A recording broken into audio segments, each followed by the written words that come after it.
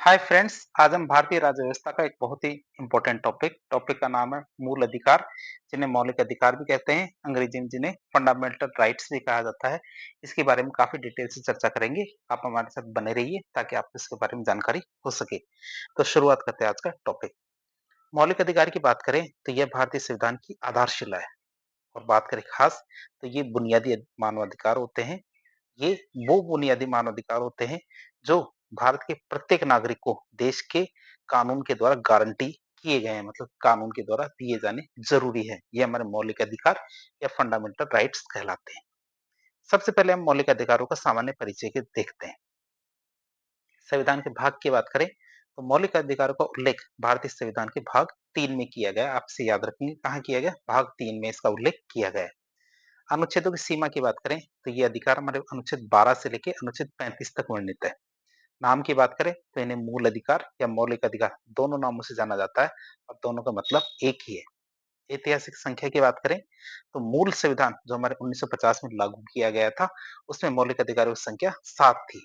वर्तमान की बात करें तो वर्तमान में भारतीय संविधान में कुल 6 मौलिक अधिकार लागू है। बात करें 6 में 7 में से कौन सा एक मौलिक अधिकार था, उसे हटा दिया गया। तो अनुच्छेद 31 के अंदर हमारे संपत्ति का अधिकार हुआ करता था। इसको 44 संविधान संशोधन अधिनियम 1978 के द्वारा मौलिक अधिकारों की सूची से हटा दिया गया और इसे अनुच्छेद 301 के तहत एक कानूनी अधिकार बना दिया गया। आप इसे याद रखेंगे। अब ये क्या है, एक कानूनी अधिकार है मूल अधिकार की जगह। वर्तमान में कौन से 6 मौलिक अधिकार कार्य करते हैं उनकी बात करें तो भारतीय संविधान में वर्तमान में 6 मौलिक अधिकार है। जैसे पहला आता हमारा समता का अधिकार, जो हमारे अनुच्छेद 14 से 18। स्वतंत्रता का अधिकार, ये हमारे अनुच्छेद 19 से 22। शोषण के विरुद्ध अधिकार, अनुच्छेद 23 से 24। धार्मिक स्वतंत्रता का अधिकार, अनुच्छेद 25 से 28। सांस्कृतिक और शैक्षणिक अधिकार, ये हमारे अनुच्छेद 29 से 30। और संवैधानिक उपचारों का अधिकार अनुच्छेद 32 के अंतर्गत समझाया गया है। तो ये 6 मौलिक अधिकार है जो वर्तमान संविधान हमें गारंटी देता है।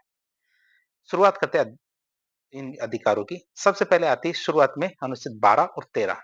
12 और 13 की बात करें तो सबसे पहले 12 आर्टिकल की बात करें, इसके अंदर बताया गया राज्य की परिभाषा। क्यों? क्योंकि ये अधिकार कौन देता है, हमें राज्य देता है। तो राज्य की क्या परिभाषा होगी? अनुच्छेद 12 मौलिक अधिकारों के प्रयोजन के लिए राज्य शब्द को परिभाषित करता है कि राज्य ये अधिकार देता है, तो राज्य का मतलब क्या है। राज्य की बात करें तो राज्य में कौन कौन सी चीजें शामिल है। एक तो संघ की विधायिका और कार्यपालिका, मतलब भारत सरकार की संसद और कार्यपालिका दोनों को शामिल किया गया है इसमें। दूसरा राज्य की विधायिका और कार्यपालिका, जिसमें राज्य सरकारें, जिसमें हमारा राज्य विधानमंडल और राज्य की कार्यपालिका को शामिल किया गया है।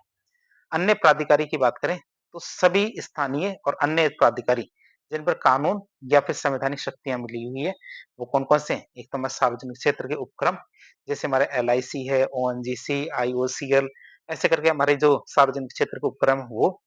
राज्य निधि से पोषित संस्थान, हमारे स्थानीय निकाय, मतलब हमारे नगर पालिकाएं, पंचायतें, जिला बोर्ड, इनको शामिल किया गया है। तो ये वो सब चीजें जो राज्य की परिभाषा में आती है। फिर हमारे महत्व की बात करें तो मौलिक अधिकार मूल रूप से या मुख्य रूप से राज्य के विरुद्ध नागरिकों को प्राप्त है, कि मतलब राज्य नागरिकों के साथ अन्याय नहीं कर सकता, इस बात की गारंटी दी गई है।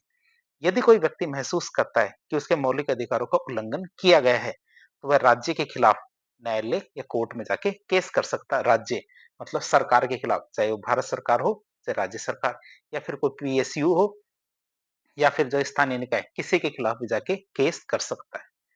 तो इसमें राज्य की परिभाषा हमने देख ली। फिर आता है अनुच्छेद 13। अनुच्छेद 13 की बात करें, इसमें दिया गया है मूल अधिकारों से असंगत विधियां, मतलब ऐसे कानून बनाए जाते हैं जो हमारे मूल अधिकारों को कम करने का प्रयास करते हैं, उनके बारे में बताया गया अनुच्छेद 13 में। तो ये अनुच्छेद मौलिक अधिकारों की सुरक्षा का कवच है और न्यायिक पुनरावलोकन की नींव रखता है। यदि परीक्षा में आपसे पूछा जाए कि न्यायिक पुनरावलोकन या फिर जुडिशियल रिव्यू की नींव कौन सा अनुच्छेद रखता है, तो आपको बताना अनुच्छेद 13 है। इस अनुच्छेद का मूल सिद्धांत क्या है? यह घोषित करता है कि यदि कोई भी कानून मौलिक अधिकार से असंगत या उसका अल्पीकरण या फिर कम करता है, मतलब कम करने का प्रयास करता है, तो वह कानून उस असंगति की सीमा तक शून्य होगा जितना वह उसको कम करने की कोशिश करेगा। इसके अंदर कुछ भाग है। भागों की बात करें 13(1) की बात करें तो इसमें क्या बताया गया है कि संविधान पूर्व के कानून जो संविधान बनने से पहले लागू थे, उनकी बात करें तो संविधान लागू होने से पहले के वे कानून जो मौलिक अधिकारों से असंगत है, वे असंगति की सीमा तक शून्य माने जाएँगे। ये 13(1) में बताया गया है, वो कानून जो हमारे संविधान लागू होने से पहले के हैं। दूसरे 13(2) की बात करें तो संविधान बाद के कानून, तो राज्य संविधान लागू होने के बाद ऐसा कोई कानून नहीं बनाएगा। क्या? पहले के तो बने हुए हैं, लेकिन संविधान लागू होने के बाद की बात करें तो राज्य ऐसा कोई भी कानून नहीं बनाएगा जो मौलिक अधिकार को छीनता हो या फिर कम करता हो। और यदि कोई ऐसा कानून बना देता है, तो वह असंगति की सीमा तक शून्य होगा। मतलब जितना परसेंट वह मूल अधिकारों को कम करने की कोशिश करेगा, वह उतना ही शून्य माना जाएगा। बात करें 13(3) की, 13(3) के अंदर एक शब्द आता है विधि, तो उसकी एक परिभाषा दी गई है। इस अनुच्छेद में विधि या लॉ शब्द को व्यापक रूप से परिभाषित किया गया है, ताकि किसी भी प्रकार के नियम विनियम को न्यायिक समीक्षा के दायरे में लाया जा सके। बात करें इसमें नियम विधि की, तो विधि में किन-किन चीजों को शामिल किया जाता है? तो राष्ट्रपति या राज्यपाल के द्वारा जारी किए गए ऑर्डिनेंस या अध्यादेश विधि कहलाएंगे। आदेश, उपविधि, नियम, विनियम, अधिसूचना, विधि का बल रखने वाली जो रूढ़ियां होती है, प्रथाएं होती हैं, वे भी इसके अंदर शामिल होगी। अब हमने अभी थोड़ी देर पहले देखा कि अनुच्छेद 13 को न्यायिक पुनरावलोकन की नींव कहा जाता है। तो न्यायिक पुनरावलोकन क्या है? उसकी बात करें, जुडिशियल रिव्यू। तो न्यायिक पुनरावलोकन का अर्थ होता है कि यदि विधायिका के द्वारा पारित कोई भी कानून संविधान के उपबंधों या मूल भावना से असंगत है, तो न्यायालय ऐसे कानून को असंवैधानिक घोषित करके उसके प्रवर्तन को रोक सकता है। जो कानून बनाया गया है उसके प्रवर्तन को मतलब लागू करने को रोक सकता है। संविधान में न्यायिक समीक्षा का कहीं भी स्पष्ट उल्लेख नहीं मिलता, लेकिन ऐसी कुछ अनुच्छेद है जो हमारे कोर्ट को ऐसी शक्तियां देता है, जैसे अनुच्छेद 13, अनुच्छेद 32 सुप्रीम कोर्ट को और अनुच्छेद 226 हाई कोर्ट को ऐसी शक्तियां देता है। फिर हमारे मूल अधिकारों की शुरुआत करते हैं। मूल अधिकारों की शुरुआत में पहला अधिकार आता है हमारा समता का अधिकार। यह अनुच्छेद 14 से 18 तक फैला हुआ है। बात करें समता के अधिकार की, तो यह अधिकार क्या करता है? कानूनी समानता और सामाजिक समानता सुनिश्चित करता है। ये कानूनी और सामाजिक समानता सुनिश्चित करता है।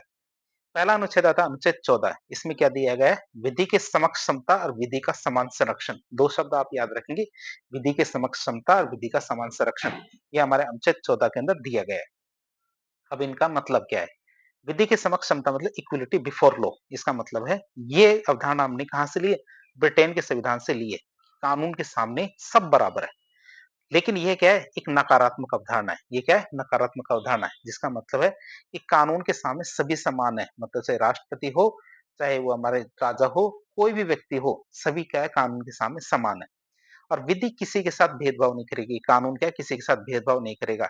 इसका मतलब है कि कानून के ऊपर कोई भी व्यक्ति नहीं है। कानून किसी के साथ भेदभाव नहीं करेगा और कानून के ऊपर कोई भी नहीं है।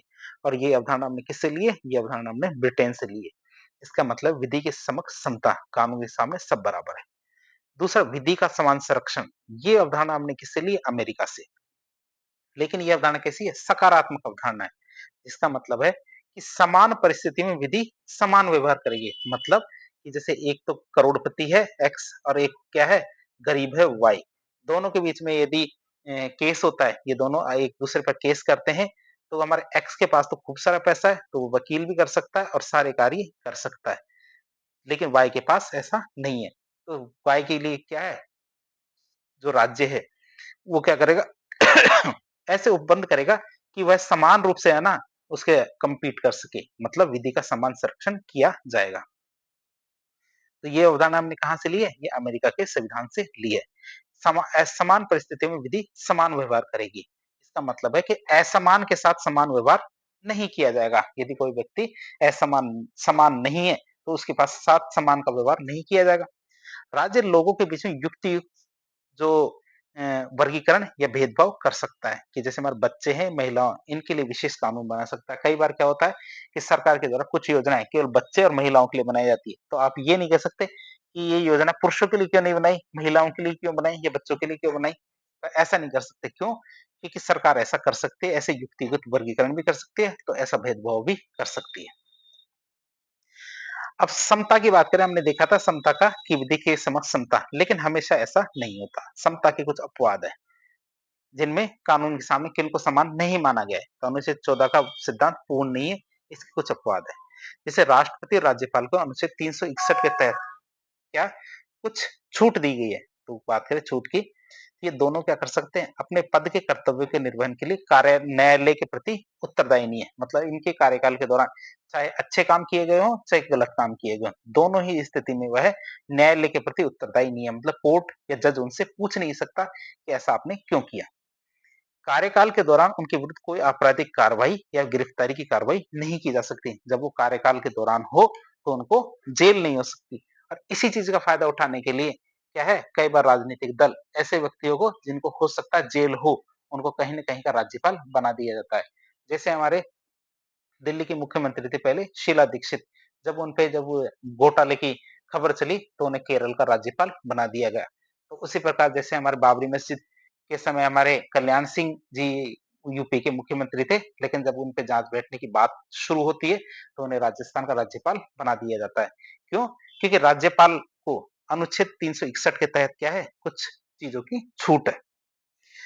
फिर सांसद और राज्य विधानमंडल के एक सदस्य की बात करें, तो अनुच्छेद 105 और 194 के अंतर्गत क्या है, सदन में दिए गए किसी भी बयान या मत के लिए किसी भी न्यायालय में कार्रवाई के अधीन नहीं होते। मतलब कि हमारे जो संसद या फिर विधानमंडल दोनों के दोनों जगह यदि कोई विधायक कोई भी अपना मत देता है, कोई भी वक्तव्य देता है या फिर कोई भी बयान देता है, उसके लिए कोर्ट उनसे नहीं पूछ सकता कि उन्होंने ऐसा क्यों किया। फिर विदेशी शासक और राजनयिक की बात करें, डिप्लोमेट्स की बात करें, तो उन्हें सिविल और आपराधिक अधिकारिता से मुक्ति मिली हुई है। साथ ही इसमें हमारे जो यूएनएस यूनाइटेड जो हमारा संयुक्त राष्ट्र संघ है, तो उनके जो अधिकारी या कर्मचारी होते हैं, वो किसी भी देश में काम करते हैं, तो उनको भी इसी प्रकार की छूट मिली हुई है कि उनको भी आपराधिक गतिविधियों के लिए या फिर किसी सिविल गतिविधि के लिए न्यायालय बुला नहीं सकता है। तो आप इसे याद रखेंगे कि किन-किन को छूट मिली हुई है। फिर आते हैं हमारे अनुच्छेद 15। अनुच्छेद 15 क्या करता है कि कुछ आधारों पे विभेद का प्रतिषेध, मतलब कुछ आधारों पर विभेद का प्रतिषेध है इसका क्रक्स। क्रक्स की बात करें, अनुच्छेद 15 क्या कहता है? अनुच्छेद 15 एक में कहा गया है कि राज्य केवल धर्म, मूल वंश, जाति, लिंग और जन्म स्थान, ये पांचों नाम आप याद रखेंगे। धर्म, मूल वंश, जाति, लिंग और जन्म स्थान परीक्षा में एक बार आ चुका है ये। इनका क्रम बताए कि पहले धर्म है, फिर मूल वंश, फिर जाति, लिंग और जन्म स्थान। इनके आधार पर नागरिकों के साथ किसी भी तरह का भेदभाव नहीं करेगा। 15(2) की बात करें तो नागरिकों को निजी संस्थाओं, होटल, भोजनालय, सार्वजनिक कुएं, बावड़ी, तालाब, मंदिर आदि जितने भी स्थान है, वहां तक पहुंचने में केवल उपरोक्त 5 आधारों पर भेदभाव नहीं किया जाएगा। और कोई भेदभाव हो सकता है, जैसे कोई गंदा व्यक्ति रहता है या कोई और बात हो, ये होता है। लेकिन इन 5 आधारों पर क्या है, भेदभाव नहीं किया जाएगा, अनुच्छेद 15(2) में लिखा गया है। 15(3) की बात करें तो महिलाओं और बच्चों के लिए अपवाद है। राज्य के महिलाओं और बच्चों के कल्याण हेतु विशेष योजनाएं या कार्यक्रम बनाने की अनुमति राज्य को तो है। और ये समता के सिद्धांत का सकारात्मक भेदभाव, न कि नकारात्मक भेदभाव। तो 15(4) की बात करें तो सामाजिक और शैक्षणिक रूप से जो पिछड़े वर्ग है, उनके लिए भी अपवाद किए गए। क्या अपवाद है ये? कि राज्य क्या है, सामाजिक और शैक्षणिक रूप से पिछड़े वर्ग जैसे हमारे एससी, एसटी, ओबीसी, इनके लिए विशेष योजनाएं या विशेष कार्यक्रम बना जा सकता है। इसे हमारे प्रथम संविधान संशोधन 1951 के द्वारा जोड़ा गया था। संविधान में मूल भाव नहीं थी। फिर अनुच्छेद 15(5) की बात करें तो शिक्षण संस्थाओं में आरक्षण, सामाजिक और शैक्षणिक रूप से जो पिछड़े वर्ग है, उनके लिए सरकारी और निजी दोनों प्रकार के शिक्षण संस्थानों में आरक्षण की व्यवस्था की गई है अनुच्छेद 15(5) के अंदर। लेकिन जो अल्पसंख्यक शिक्षण संस्थान है, उनमें ये आरक्षण की व्यवस्था नहीं की जाती। इसे क्या है, 93वें संविधान संशोधन 2005 के द्वारा जोड़ा गया था कि हमारे अल्पसंख्यकों के अंदर ये आरक्षण लागू नहीं होगा। फिर अनुच्छेद 15(6) की बात करें तो आर्थिक रूप से पिछड़े वर्गों के लिए ईडब्ल्यूएस की बात करते हैं, उनके लिए आरक्षण की बात करें तो ये प्रावधान हमारे 103वें संविधान संशोधन 2019 के तहत जोड़ा गया था। यह क्या करता है, आर्थिक रूप से पिछड़े वर्ग जो इकोनॉमिकली वीकर सेक्शन है, उनके लिए शिक्षण संस्थाओं के प्रवेश हेतु 10% तक का आरक्षण का प्रावधान रखता है। बात करें इसका उद्देश्य की, तो इसका उद्देश्य आय और संपत्ति के आधार पर आर्थिक पिछड़ेपन वाले नागरिकों को लाभ देना है। अगला अनुच्छेद आता है हमारा अनुच्छेद 16। अनुच्छेद 16 क्या कहता है, लोक नियोजन में अवसर की समता। आप यदि क्रक्स में देखेंगे तो अनुच्छेद 16 क्या कहते हैं, लोक नियोजन में अवसर की समता की बात करें तो यह अनुच्छेद सरकारी नौकरियों में सभी नागरिकों को समान अवसर सुनिश्चित करता है। इसके सब पार्ट की बात करें तो अनुच्छेद 16 एक क्या कहता है कि राज्य मतलब सरकार, लोक नियोजन मतलब जैसे हमारी सरकारी नौकरियां हैं, तो उनमें सभी नागरिकों को समान अवसर उपलब्ध कराएगा। तो राज्य क्या करेगा या सरकार क्या करेगी? सरकारी नौकरियों में सभी नागरिकों को समान अवसर उपलब्ध कराएगा। अनुच्छेद 16(2) क्या कहता है? अनुच्छेद 16(2) कहता है कि लोक नियोजन में किसी भी नागरिक के साथ केवल धर्म, मूलवंश, जाति, लिंग, जन्म स्थान और निवास इनके आधार पर किसी भी तरह का कोई भेदभाव नहीं करेगा। यहाँ निवास एक अतिरिक्त आधार है, मतलब जो अनुच्छेद 15 में नहीं था, आप इसे याद रखेंगे। अनुच्छेद 16 में निवास भी है, लेकिन अनुच्छेद 15 में निवास नहीं था। अब बात करें 2 तरह के आरक्षण होते हैं। एक तो हमारा सकारात्मक भेदभाव और अपवाद की बात करें तो अनुच्छेद 16(3) में संसद को शक्ति मिली हुई है कि वह किसी पिछड़े राज्य या फिर केंद्र शासित प्रदेश की जो स्थानीय नौकरियों में वहां के निवासी होने की शर्त या बाध्यता रख सकता है, जबकि 16(2) में हमने ये चीज देखी थी कि जन्म स्थान के आधार पर कोई भेदभाव नहीं होगा। लेकिन 16(3) में ये लिखा हुआ है कि संसद को ऐसी शक्ति है कि वह पिछड़ा हुआ कोई राज्य है या केंद्र शासित प्रदेश है, उनकी स्थानीय नौकरियों में वहां के निवासियों की होने की शर्त या बाध्यता रख सकता है। 16(4) की बात करें तो पिछड़े वर्गों के लिए आरक्षण, तो राज्य को यह शक्ति देता है कि वह उन पिछड़े वर्गों के पक्ष में नियुक्तियों और पदों का आरक्षण कर सकता है जिनका राज्य की सेवाओं में क्या है पर्याप्त प्रतिनिधित्व नहीं है, तो उनका आरक्षण इनमें किया जा सकता है 16(4) के अंतर्गत। अब हम बात करेंगे आरक्षण से संबंधित कुछ उपबंध किए गए हैं उनके बारे में देखें। तो 16(4)(a) की बात करें जो क्या है पदोन्नति में आरक्षण की व्यवस्था करता है। तो यह हमारे 1995 में 77वें संविधान संशोधन के माध्यम से जोड़ा गया था। कब? 1995 में 77वें संविधान संशोधन के माध्यम से इसे जोड़ा गया था।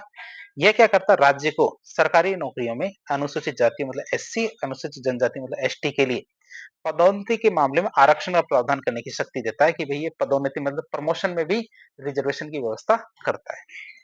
अनुच्छेद 16(4)(b) की बात करें जिसे बैकलॉग नियम कहते हैं, कैरी फॉरवर्ड नियम भी कहते हैं। तो ये हमारे सन 2000 में आया था 81वें संविधान संशोधन के माध्यम से। तो ये क्या करता है? ये राज्य को ये अधिकार देता है कि यदि पिछले वर्षों की आरक्षित सीटें मतलब बैकलॉग भरी नहीं जा सकी, तो उन्हें अगले वर्षों में भरा जा सकता है और इन आरक्षित बैकलॉग सीटों को उस वर्ष के 50% आरक्षण सीमा से बाहर रखा जाएगा। यानी कि जो बैकलॉग सीटें हैं, उनको अगले वर्ष के 50% की सीमा में गिना नहीं जाएगा। तो ये हमारे बैकलॉग नियम है, आप इसे याद रखेंगे। 16(5) की बात करें, 16(5) क्या कहता है? धार्मिक संस्थाओं में धार्मिक आरक्षण की बात करता है। ये व्यवस्था क्या है? यह क्या है? किसी धार्मिक या सांप्रदायिक संस्था के किसी पद को उस विशेष धर्म या संप्रदाय को मानने वाले व्यक्तियों के लिए आरक्षित रखने की अनुमति देता है कि यदि कोई धार्मिक या फिर सांप्रदायिक संस्था है, तो उसके किसी खास पद को किसी विशेष धर्म या संप्रदाय को मानने वाले के लिए आरक्षित रखा जा सकता है, इसमें आरक्षण नहीं होगा। ऐसा नहीं है कि इसमें एससी, एसटी, ओबीसी इनको आरक्षण मिलेगा, नहीं हो सकता इसमें। फिर 16(6) की बात करें तो आर्थिक रूप से कमजोर मतलब वर्ग जो हमारे ईडब्ल्यूएस है, उनके आरक्षण की व्यवस्था करता है। तो ये हमारे 103वें संविधान संशोधन 2019 के माध्यम से जोड़ा गया था। ये क्या करता है? राज्य को आर्थिक रूप से जो कमजोर वर्ग है, उनके लिए 10% तक आरक्षण प्रदान करने की शक्ति देता है। कितनी? 10% आरक्षण देने की शक्ति देता है, जो हमारा आर्थिक रूप से कमजोर वर्ग है। इसके लिए हमारे एक इंदिरासानी केस आया था 1992 का, उसके बारे में बात करें, आप इसे याद रखेंगे। इंदिरासानी केस मूल अधिकार से संबंधित है, मतलब 1992 में आया था। निर्णय की बात करें इस केस में, तो सर्वोच्च न्यायालय ने निर्णय दिया था इस केस में कि आरक्षण की अधिकतम सीमा कितनी? 50% से ज्यादा नहीं हो सकती। आरक्षण की सीमा कितनी? 50% से ज्यादा नहीं हो सकती।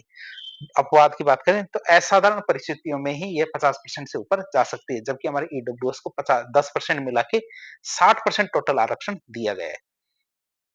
क्रीमी लेयर की बात करें तो न्यायालय ने अन्य पिछड़े वर्ग जो हमारा ओबीसी है, इनके लिए क्रीमी लेयर की अवधारणा दी है, जिसका अर्थ यह है कि पिछड़े वर्ग के वे समृद्ध और उच्च आय वाले लोग जो आरक्षण के लाभ से बाहर रखे गए हैं, वो हमारे क्या है? क्रीमी लेयर कहलाते हैं। जो क्या है? उच्च आय वर्ग वाले लोग हैं। इसके लिए कुछ क्राइटेरिया है जो आपको बाद में बताएंगे कौन कौन से क्राइटेरिया है। बात करें पदोन्नति में आरक्षण की, तो इस निर्णय ने यह व्यवस्था दी कि पदोन्नति में आरक्षण लागू नहीं होगा और इस निर्णय के प्रभाव को पलटने के लिए बाद में अनुच्छेद 16(4)(a) जोड़ा गया था कि पदोन्नति में आरक्षण होगा। बात करें अनुच्छेद 17 की, जिसे कहते हैं अस्पृश्यता का अंत। बात करें अनुच्छेद की, यह अनुच्छेद अस्पृश्यता मतलब अनटचेबिलिटी को समाप्त करता है और किसी भी रूप में इसके आचरण को निषिद्ध करता है कि कोई भी व्यक्ति किसी भी दूसरे व्यक्ति के साथ हमारे अस्पृश्यता की पालना नहीं करेगा। अस्पृश्यता अस्पृश्यता से उपजी किसी भी निर्योग्यता मतलब डिसेबिलिटी को लागू करना कानूनन दंडनीय अपराध होगा। ऐसा नहीं कह सकता कि यहाँ इस पर्टिकुलर जाति का व्यक्ति नहीं आ सकता, ऐसा कहीं भी नहीं होगा। कानूनी उपाय की बात करें तो अस्पृश्यता को रोकने के लिए संसद ने 1955 में अस्पृश्यता अपराध अधिनियम बनाया था, जिसका नाम बाद में बदल दिया गया। किस नाम से? नागरिक अधिकार संरक्षण अधिनियम 1976 के नाम से अभी से जाना जाता है। फिर आता है अनुच्छेद 18। अनुच्छेद 18 क्या करता है? उपाधियों के अंत के बारे में बातचीत करता है। तो यह अनुच्छेद सामाजिक समानता को बढ़ावा देने के लिए उपाधियों के उपयोग पर प्रतिबंध लगाता है कि कोई भी व्यक्ति उपाधियों का उपयोग नहीं करेगा। अनुच्छेद 18 एक की बात करें तो राज्य मतलब भारत सरकार शिक्षा, सेना संबंधी जो सम्मान होते हैं, मतलब जो डिग्री या पद होते हैं, इनके अलावा कोई अन्य उपाधि प्रदान नहीं करेगा। आप इसे याद रखेंगे कि राज्य या फिर भारत सरकार का या तो शिक्षा या फिर सेना, और उसमें भी कोई डिग्री या पद होता है, इसके अलावा किसी भी तरह की कोई उपाधि किसी को नहीं देगा। 18(2) में साफ-साफ कहा है कि कोई भी भारतीय नागरिक किसी अन्य देश से कोई उपाधि स्वीकार नहीं करेगा। अनुच्छेद 18(3) क्या कहता है कि कोई भी विदेशी नागरिक जो भारत की सेवा में काम करता है, जैसे ब्रिटेन का, अमेरिका का, बाहर किसी भी देश का नागरिक है और भारत की सेवा में कार्यरत है, तो वह राष्ट्रपति की अनुमति के बिना किसी अन्य देश से कोई उपाधि धारण नहीं कर सकता। तो ऐसा नहीं केवल भारतीयों के लिए है, ये हमारे विदेशी नागरिक जो भारतीय सेवा में कार्यरत है, उनके लिए भी ये प्रावधान लागू किए गए हैं। आगे आता हमारा अनुच्छेद 18(4). 18(4) क्या कहता है कि सरकारी सेवाओं में काम करने में वाले नियुक्त भारतीय नागरिक राष्ट्रपति की अनुमति के बिना किसी अन्य देश से कोई भेंट, उपलब्धि या कोई भी पद स्वीकार नहीं करेंगे। आप इसे याद रखेंगे। अब एक न्यायिक टिप्पणी की बात करें, जो हमारे केस आया था बालाजी राघवन बनाम भारत संघ केस आया था, उसकी बात करें, वो क्या है? जिसके अंतर्गत निर्णय दिया गया था कि सर्वोच्च न्यायालय ने निर्णय दिया कि भारत रत्न, पद्म विभूषण, पद्म भूषण ये कोई उपाधियां नहीं है।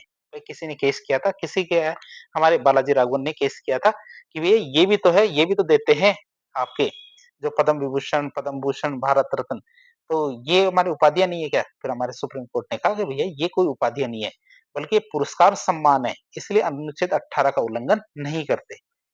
हालांकि न्यायालय ने इसके लिए एक व्यवस्था दे दी कि जो पुरस्कार प्राप्त करता व्यक्ति है, आपके नाम के आगे या पीछे इन सम्मानों का प्रयोग नहीं करेगा, अन्यथा उन्हें ये सम्मान त्यागना पड़ेगा। तो ऐसा एक बार गलती से हमारे ब्रह्मानंदम, जो हमारे कॉमेडी के सुपरस्टार है साउथ के, और एक हमारे महेश बाबू हैं, जिनको हाल ही में क्या है दादा साहब फाल्के पुरस्कार मिला था, तो उन्होंने अपने नाम के आगे इनका इस्तेमाल किया था, तो उनको ये त्यागना पड़ा था।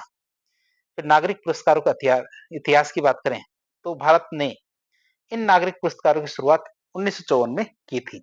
1977 में जनता पार्टी की सरकार ने इन पे रोक लगा दी कि उन्होंने कहा कि ये पुरस्कार क्या करते हैं, दो नागरिकों के बीच में विभेद करते हैं, अंतर करते हैं। लेकिन 1980 में दोबारा कांग्रेस सरकार आती है और इनको दोबारा से शुरू कर दिया। अगला हमारा अधिकार आता है जिसे कहते हैं स्वतंत्रता का अधिकार, राइट टू फ्रीडम। स्वतंत्रता के अधिकार की बात करें तो भारत के संविधान के भाग 3 में अनुच्छेद 19 से अनुच्छेद 22 तक हमारे स्वतंत्रता का अधिकार दिया गया है। स्वतंत्रता के अधिकार की बात करें तो इसमें 6 प्रकार की स्वतंत्रताएं हमें दी गई है। तो यह अनुच्छेद सभी नागरिकों को 6 मौलिक स्वतंत्रताएं प्रदान करता है, जिन्हें केवल संविधान में उल्लेखित आधारों पर सीमित किया जा सकता है, अन्य किसी आधार पर सीमित नहीं किया जा सकता। अब हम बात करेंगे 6 प्रकार की कौन-कौन सी स्वतंत्रताएं हैं। पहली स्वतंत्रता आती है हमारी वाक और अभिव्यक्ति की स्वतंत्रता। इसका मतलब हमारे 19(1) ए में दिया गया है, मतलब बोलने, लिखने, चित्र बनाने और अपने विचारों को व्यक्त करने की स्वतंत्रता है। दूसरा शांतिपूर्ण सम्मेलन करने की 19(1) बी में इसका उल्लेख किया गया है, मतलब बिना शस्त्रों के शांतिपूर्ण इकट्ठा या एकत्र होने का अधिकार। इस संघ या संगठन बनाना तो 19(1) सी के अंतर्गत है। संघ, समूह, राजनीतिक दल, कंपनी, सहकारी समिति बनाने का अधिकार इसके अंदर शामिल है। फिर अबाध संचरण का 19(1) डी में इसका प्रावधान किया गया है। तो भारत के पूरे क्षेत्र में स्वतंत्रता पूर्वक घूमने का अधिकार इसमें शामिल है। आवास की बात करें तो 19(1) ई में आवास का अधिकार है। तो भारत के किसी भी भाग में निवास करने और बस जाने का अधिकार इसमें शामिल है। आजीविका या पेशे की बात करें 19(1) जी की, तो कोई भी पेशा, आजीविका, व्यापार या कारोबार करने का अधिकार इसमें शामिल है। तो इस तरह हमने जो स्वतंत्रता का अधिकार है उसके अंतर्गत 6 प्रकार की स्वतंत्रताएं देखी। बात करें हमारे 19(1) एफ की, एफ की बात करें तो ये हमारा था संपत्ति का अधिकार। तो इस अधिकार को हमारे 44वें संविधान संशोधन 1978 के द्वारा मौलिक अधिकारों की सूची से हटा दिया गया है।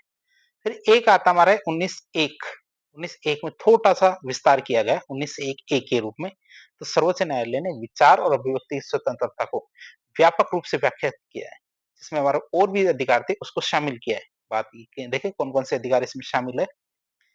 प्रेस की स्वतंत्रता भी इसमें शामिल है, चुप रहने का अधिकार, सूचना का अधिकार, खासकर देखें तो ये सूचना का अधिकार अधिनियम 2005 के द्वारा एक कानूनी अधिकार है, लेकिन इसकी वास्तविक जड़ें क्या है 1901 ए में भी शामिल है। तो सुप्रीम कोर्ट ने 1901 में इनको शामिल किया है। तो प्रदर्शन या फिर धरना देने का अधिकार, लेकिन हड़ताल करने का कोई अधिकार नहीं है। हड़ताल और धरने में दोनों में अंतर है। हड़ताल का मतलब काम नहीं करेंगे, धरने का मतलब काम करेंगे, लेकिन हमारी शर्तें भी मानी जानी चाहिए। ऐसे नहीं, हड़ताल में क्या होता है कि काम न करेंगे, ना दूसरे को करने देंगे, काम होने ही नहीं देंगे। धरने का मतलब है काम कोई भी करे या ना करे, हम काम नहीं करेंगे, इसे धरना कहते हैं। फिर फ़ोन टैपिंग के विरुद्ध अधिकार, फिर हमारे विज्ञापन का अधिकार। तो इन सबको 19(1) ए में शामिल किया गया है, जो हमारे वाक और अभिव्यक्ति की स्वतंत्रता है। अब हम देखेंगे स्वतंत्रताएं तो 6 प्रकार की मिली हुई है। क्या इन पे कोई सीमाएं हैं, रिस्ट्रिक्शंस है? हाँ। तो अनुच्छेद 19 में दी गई स्वतंत्रताएं सीमित, असीमित नहीं है। अनुच्छेद 19 के खंड 2 से लेकर खंड 6 तक की इन स्वतंत्रताओं पर युक्त निर्बंधन लगाने की अनुमति दी गई है। रीजनेबल रिस्ट्रिक्शंस लगाने की अनुमति दी गई है। अब हम देखते हैं कि कौन-कौन सी इसके अंदर सीमाएं हैं।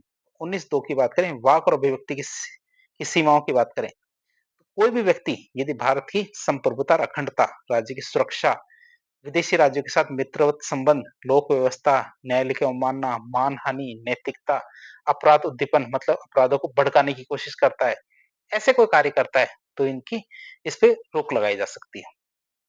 फिर 19(3) की बात करें, सम्मेलन की स्वतंत्रता की सीमाएं, तो भारत की संप्रभुता और अखंडता इसको खतरा हो या फिर लोक व्यवस्था मतलब धारा 144 की के अंतर्गत यदि लोक व्यवस्था खराब करने के लिए सम्मेलन किया जा रहा है, तो उस पर रोक लगाई जा सकती है। ये संघ बनाने की स्वतंत्रता की सीमाएं, तो भारत की संप्रभुता और अखंडता, हमारे लोक व्यवस्था, नैतिकता इनको खतरा हो, तो इस पे भी रोक लगाई जा सकती है। 19(5) में अबाध संचरण और निवास की स्वतंत्रता की सीमाएं, मतलब जनसाधारण के हित में, किसी जनजातीय लोगों के हित में, उनकी संस्कृति, भूमि की रक्षा के, तो उसमें अबाध संचरण और निवास के पे रोक लगाई जा सकती है। फिर आजीविका की स्वतंत्रता की सीमाएं 19(6) के अंतर्गत, तो जनसाधारण के हित में कुछ व्यवसाय पर प्रतिबंध मतलब लाइसेंस की अनिवार्यता की जा सकती है। राज्य को कोई व्यापार, उद्योग या सेवा नागरिकों के अपवर्जन मतलब एक्सक्लूजन और आंशिक रूप से अपने हाथ में लेने की अनुमति दी गई है। तो इस तरह में अनुच्छेद 19 देगा स्वतंत्रता का अधिकार। फिर आता है अनुच्छेद 20। 20 क्या कहता है? अपराधों के लिए दोष सिद्धि के संबंध में संरक्षण। क्या अपराधों के लिए दोष सिद्धि के संबंध में संरक्षण की बात करें, तो ये अनुच्छेद क्या करता है? आपराधिक मामलों में जो आरोपी व्यक्ति हैं, उनको मनमानी और अत्यधिक दंड से या मनमानी और अत्यधिक दंड से सुरक्षा प्रदान करता है। क्यों? क्योंकि आरोपी व्यक्ति हमेशा अपराधी नहीं होता। क्यों? क्योंकि केवल उस पे आरोप है। इसका मतलब आरोपी व्यक्ति अपराधी नहीं बन जाता।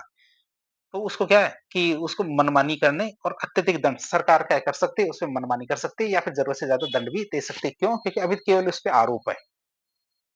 तो उसको 3 प्रकार का संरक्षण मिला हुआ है। पहला संरक्षण हमारा कार्योत्तर विधि से संरक्षण, मतलब एक्स पोस्ट फैक्टो लॉ, अनुच्छेद 20(1) के अंतर्गत है ये हमारे दिया गया संरक्षण।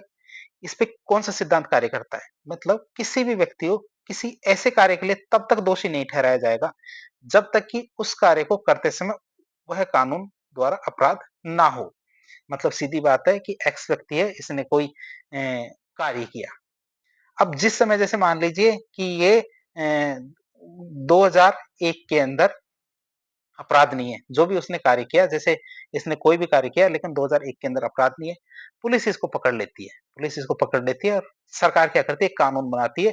कानून के अंदर कहती है कि एक कानून है जो हमारे 1995 से लागू है या 1995 से लागू है और इस कानून के तहत क्या इसको दोषी ठहराया गया है और इसको सजा होगी। तो हमारे ये 20(1) कहता है कि जिस समय उसने वो कार्य किया, क्या उस समय वो अपराध था? तो 2001 के अंदर तो ये कोई अपराध नहीं था, लेकिन एक ऐसा कानून बनाया गया पहले से 1995 का, जिसको भूतलक्षी क्रियान्वयन कहते हैं। तो सरकार कभी भी ऐसा नहीं कर सकती, ऐसा कहा गया है 20(1) में। जिसका अर्थ है कि किसी भी व्यक्ति को उसी कानून के तहत दंडित किया जा सकता है जो अपराध के समय लागू था। आपराधिक कानून का भूतलक्षी क्रियान्वयन नहीं किया जा सकता। जो हमारा आपराधिक कानून है, इसका क्या भूतलक्षी क्रियान्वयन नहीं किया जा सकता। अपवाद की बात करें तो हमारे नागरिक कानून, सिविल लॉ होते हैं जिसमें कर कानून का बहुत लक्ष्य क्रियान्वयन किया जा सकता है। बाकी हमारे जो दूसरे कानून होते हैं, आपराधिक कानून, इनका नहीं किया जा सकता, लेकिन नागरिक कानूनों का किया जा सकता है। फिर आता है हमारा कौन-सा? दोहरे दंड से संरक्षण, मतलब एक अपराध के लिए एक ही बार दंड दिया जाएगा। ये हमारे अमिताभ बच्चन की एक मूवी थी जिसमें काला कानून नाम से, तो उसमें ये दोहरे दंड से संरक्षण वाली बात काफ़ी ढंग से समझाई गई है। 20(2) में ये बताया गया है। मतलब किसी भी व्यक्ति को एक अपराध के लिए एक से अधिक बार सजा या अभियोजित नहीं किया जाएगा, नहीं उसको 2 बार दंड दिया जाएगा। उसमें क्या है, किसी भी व्यक्ति के कत्ल के लिए अमिताभ बच्चन को सजा दी जाती है उम्र कैद की। जब वो बाहर निकलता है तो पता चलता है वो व्यक्ति जिंदा है। तो वह अमिताभ बच्चन क्या करते हैं, उनको मार देते हैं। फिर कहते हैं कि मैंने उसको मार दिया क्यों? कि इसकी सजा मुझे पहले ही मिल चुकी है। मतलब इस सजा के लिए मुझे दोबारा से सजा नहीं मिल सकती, मतलब डबल जेओपार्डी नहीं हो सकती। फिर आता है स्व अभिशंसन से संरक्षण, मतलब सेल्फ इंक्रिमिनाइजेशन, मतलब अनुच्छेद 220(3) के अंतर्गत। इसका मतलब क्या है? सिद्धांत क्या कहता है कि किसी भी आरोपी व्यक्ति को स्वयं के विरुद्ध गवाही, पहले क्या होता था, मार मार के बालाजी बना दिया जाता था। इसका मतलब है कि पहले मार मार के जो गवाही दिलवाई जाती थी उसको रोकने के लिए। तो ये तो मूवीज के अंदर चलता था, लेकिन वास्तव में ऐसा नहीं होता। तो स्वयं के विरुद्ध गवाही देने के लिए बाध्य किया जाता है, कहा जाता था कि इस चीज को, अपराध को स्वीकार कर, अपवाद को स्वीकार कर, लेकिन ऐसा नहीं है। इसे क्या, मौन रहने का अधिकार भी कहा दिया गया है कि भैया वो चाहे तो खुद के खिलाफ गवाही देने से मना कर सकता है, क्योंकि कहते हैं ना कि अपराध स्वीकार करना, अब इसको एडमिसेबल नहीं है कोर्ट के अंदर कि कोई व्यक्ति कहे कि भाई मैंने ये अपराध किया है तो उसको सजा नहीं होगी इसके बावजूद। क्यों? क्योंकि पुलिस को क्या है, इसके लिए सबूत चाहिए।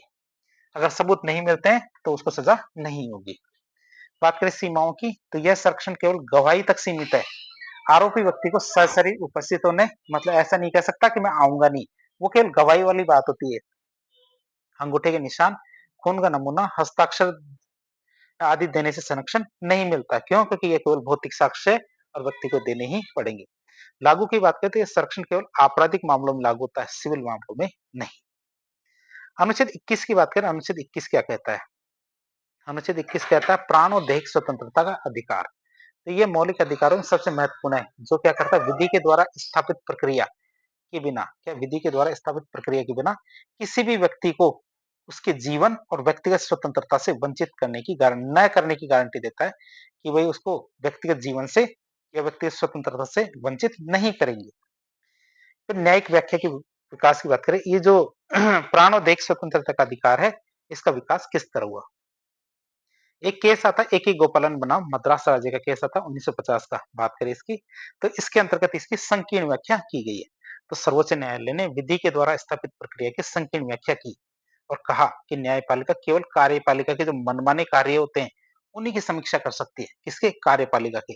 लेकिन विधायिका के द्वारा जो कानून बनाए जाते हैं, भले ही कानून अन्यायपूर्ण हो, अतार्किक हो, नैसर्गिक न्याय के खिलाफ ही क्यों न हो, उसकी समीक्षा नहीं कर सकती। ये हमारा जवाब आया था एक ही गोपालन बनाम मद्रास राज्य के केस में। परिणाम क्या हुआ कि जीवन के अधिकार को केवल जीवित रहने और बंधक न बनाए जाने तक ही सीमित रखा गया कि भैया पुलिस ने आपको पकड़ लिया तो पुलिस आपको मार थोड़ी रही है, आपको जिंदा ही रख रही है ना।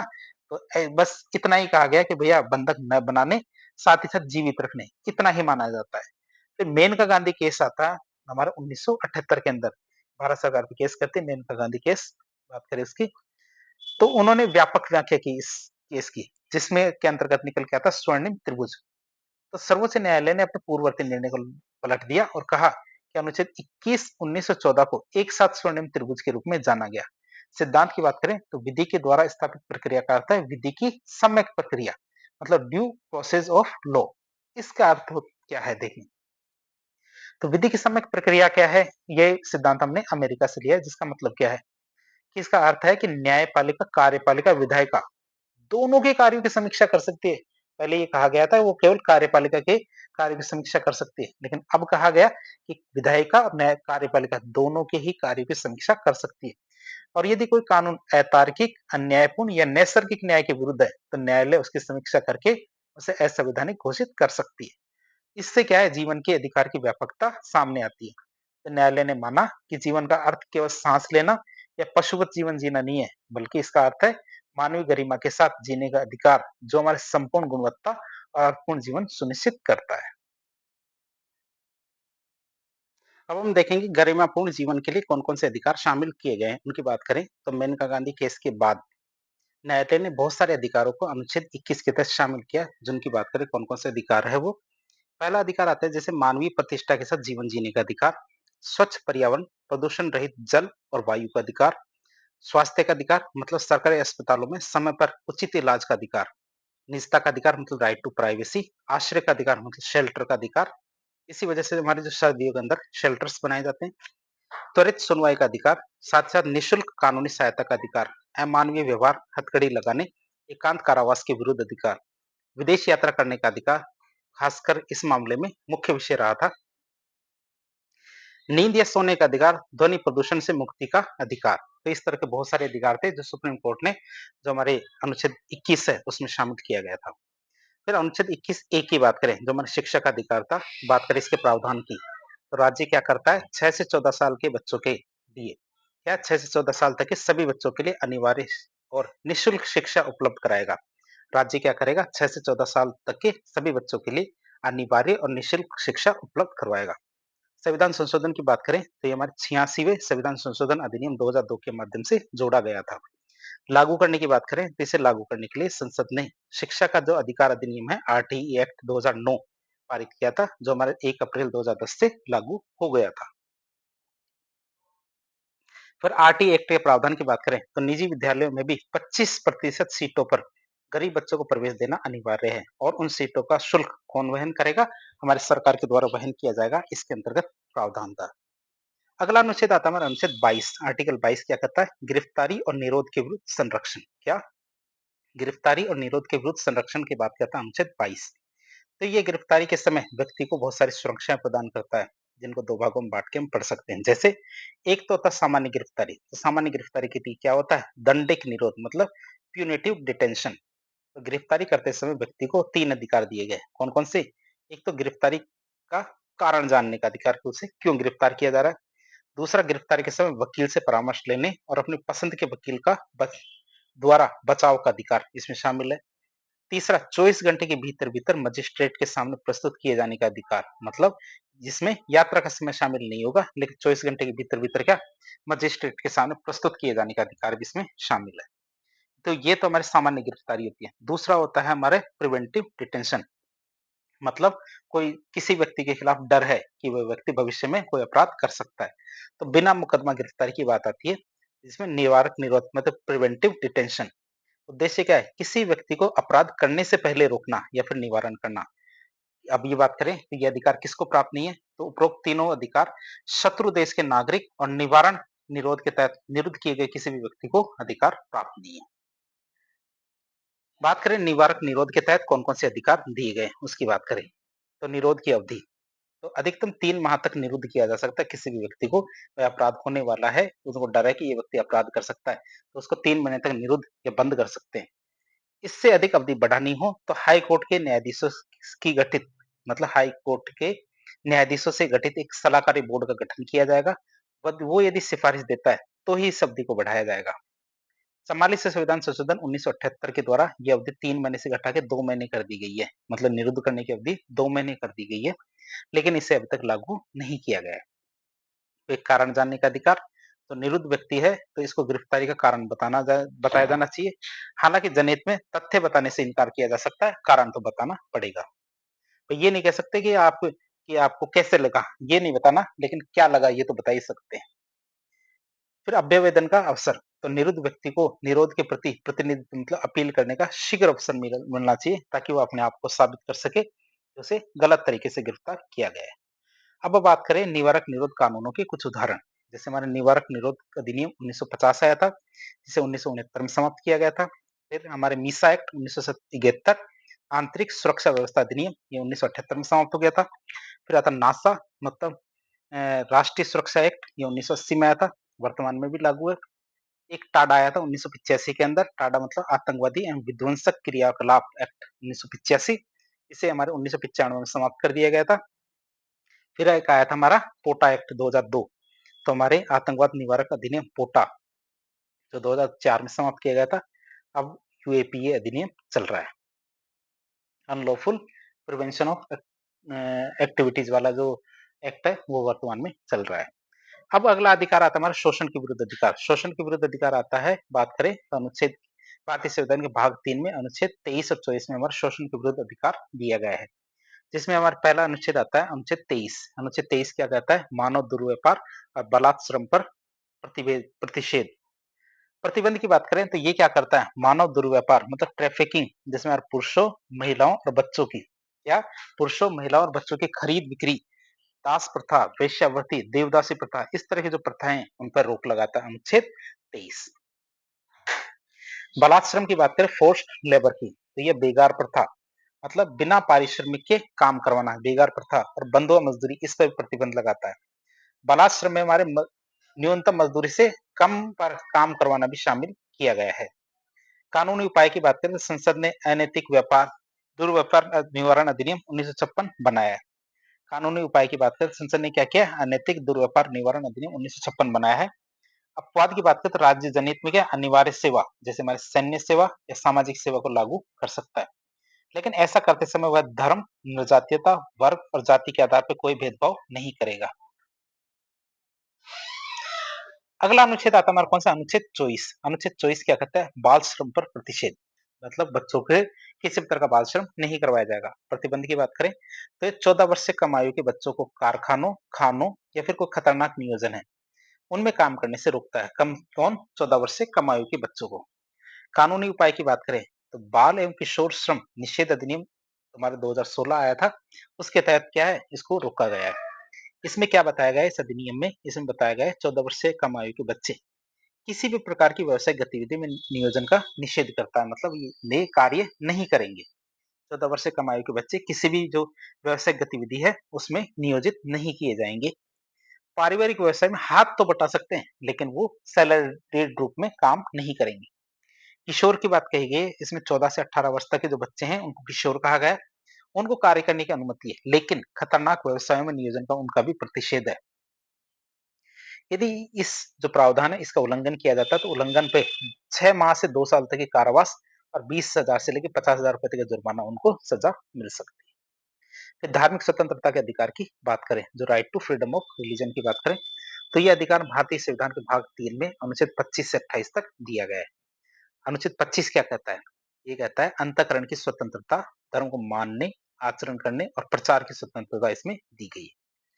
बात करें अनुच्छेद के दायरे की, तो ये एक व्यक्तिगत अधिकार है जो हमारे नागरिकों के साथ साथ गैर नागरिकों को भी प्राप्त है, मतलब जो विदेशी है इनको भी ये मिला हुआ है। अंतःकरण की स्वतंत्रता, धर्म को मानने, आचरण करने और प्रचार की स्वतंत्रता, अनुच्छेद 25।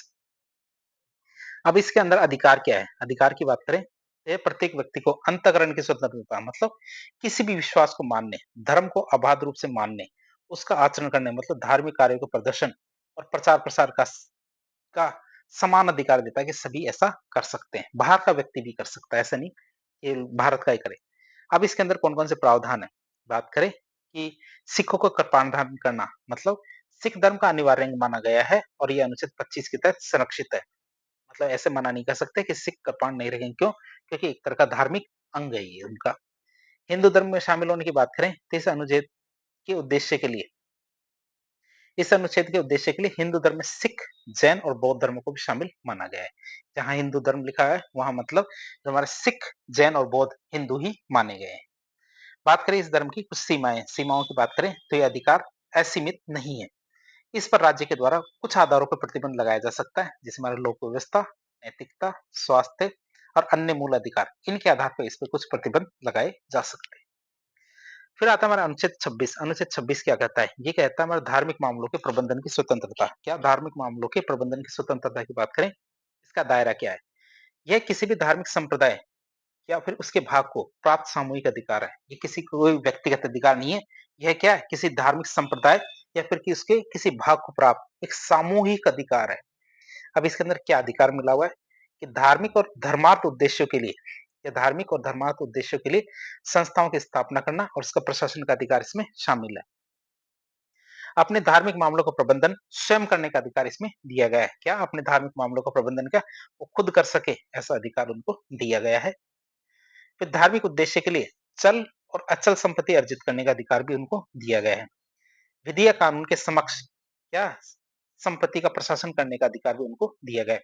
कि विधि या फिर कानून के तहत क्या हमारे संपत्ति का प्रशासन करने का अधिकार भी उनको दिया गया है। बात करें अंतर की 25 और 26 में अंतर क्या है? कई बार आ जाए तो आपको क्या बताना है कि अनुच्छेद 25 तो व्यक्ति को अधिकार देता है, जबकि अनुच्छेद 26 क्या करता है? धार्मिक समुदाय को सामूहिक रूप से अधिकार देता है।